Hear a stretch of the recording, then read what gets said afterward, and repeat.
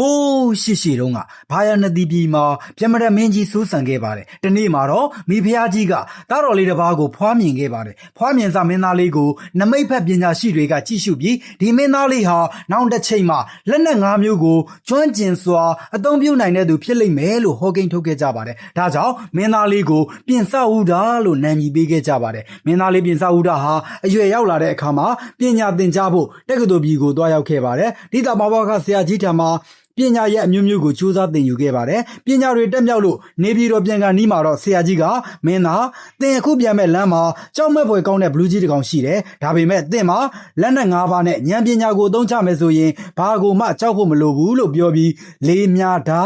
လှန်ဒုတ်တို့ကိုပေးအပ်လိုက်ပါတယ်။ပြင်စဦးရမင်းသားလေးဟာဆရာကြီးပေးလိုက်တဲ့လက်နက်တွေကိုယူပြီးနေပြည်တော်ကိုပြန်ဖို့ခီးဆက်ခဲ့ပါတယ်။ခီးလမ်းမှာတောနက်ကြီးတစ်ခုကိုဖျက်ဆီးရပါတယ်။အဲ့ဒီတောနက်ထဲမှာဆေးကက်တဲ့အမွှေးရှိတဲ့ဘလူးကြီးတစ်ကောင်ရှိနေပါတယ်။ဒါပေမဲ့ပြင်စဦးရမင်းသားလေးဟာဘလူးကိုမကြောက်မရွံ့ပဲတောထဲကိုဝင်ရောက်ခဲ့ပါတယ်။တောနက်ထဲရောက်တာနဲ့ကြောက်မဲ့ဖွယ်ကောင်းတဲ့ဘလူးကြီးနဲ့ရင်ဆိုင်တွေ့ရပါတယ်။ဘလူးကြီးကမင်းသားလေးကိုဖမ်းဆီးဖို့ကြိုးစားတဲ့အခါမှာပြင်စဦးရမင်းသားလေးဟာပထမဆုံးလေးမြနဲ့ပြစ်ခတ်ပါတယ်။ဒါပေမဲ့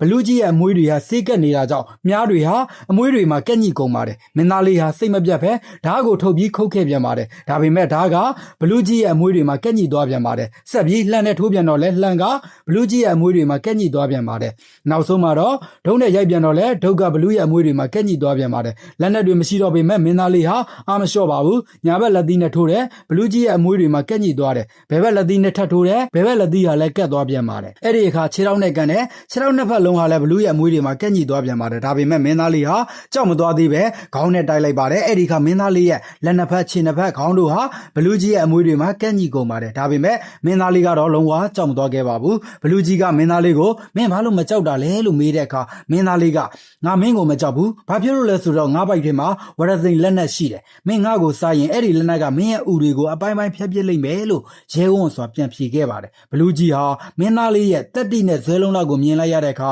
ကြောက်ရွံ့သွားခဲ့ပါတယ်။နောက်ဆုံးမှာတော့မင်းသားလေးကိုပြန်လွတ်ပေးခဲ့ရုံသားမကမင်းသားလေးရဲ့ဆုံးမမှုကိုခံယူပြီး၅ပါးသီလဆောင်ထိန်တဲ့ဘလူးတစ်ကောင်ဖြစ်သွားခဲ့ပါတယ်